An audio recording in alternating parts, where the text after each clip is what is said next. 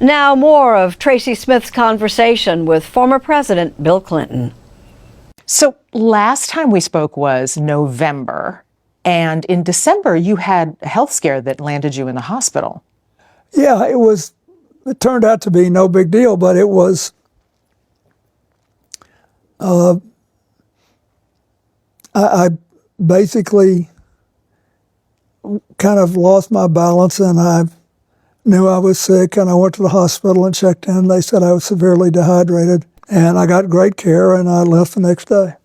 And how's your health now? As far as I know, it's great. But when you're older, you have to be more careful to stay hydrated. Speaking of aging, there's this book that came out that talks about Joe Biden and the people around him seeing that he had cognitive and physical decline. Did you ever have a moment with him where you thought maybe he was unfit to run for president? No. I thought he was a good president. The only concern I thought he had to deal with was, could anybody do that job until they were 86? And we'd had several long talks. I had never seen him and walked away thinking he can't do this anymore. He was always on top of his brief. You never saw any cognitive decline? So I didn't know anything about any of this, and I haven't read the book. I saw President Biden not very long ago, and I thought he was in good shape. But the book didn't register with me because I never saw him that way. Why didn't you read the book? I didn't want to, because he's not president anymore, and I think he did a good job, and I think we are facing challenges today without precedent in our history. And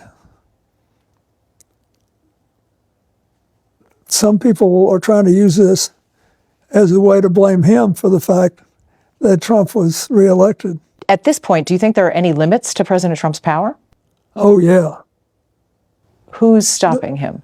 The courts. The courts, including a lot of judges he appointed. And he is looking for ways to basically defy all these court orders. But I think he'll have a hard time doing that.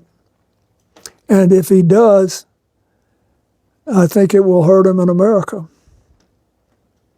I mean, look, we've never seen anything like this before in my lifetime. Somebody says, whatever I want should be the law of the land. It's my way or the highway. And most Americans don't agree with that. And I think, it will help if the Democrats win the governorships at stake in this year and can win the House back next year. But I think that he's paid a price for this, name calling and throwing his weight around. I think. What price? I think it's made him less popular to the point when, look, only elections are going to change this. But I do think the courts are getting their dander up. I think that him shutting law firms out of representing their clients before federal agencies and in federal buildings because he doesn't agree with their position, that ain't America. We've never done that. The whole purpose of having a legal system is to have both sides be heard. Do you worry that the only thing that unites the Democratic Party is a hatred of Trump? It's the only thing everybody can agree on. If I thought that were true, I would, but I don't think it's true. I just think that most people don't have any idea, most people who are criticizing the Democrats right now have no idea how difficult it is to decide the right thing to do. I think it's not as easy as people think. That will come, elections will happen, and we will see. President Trump has a right to do what he thinks is right. He's doing it. The courts are doing their jobs.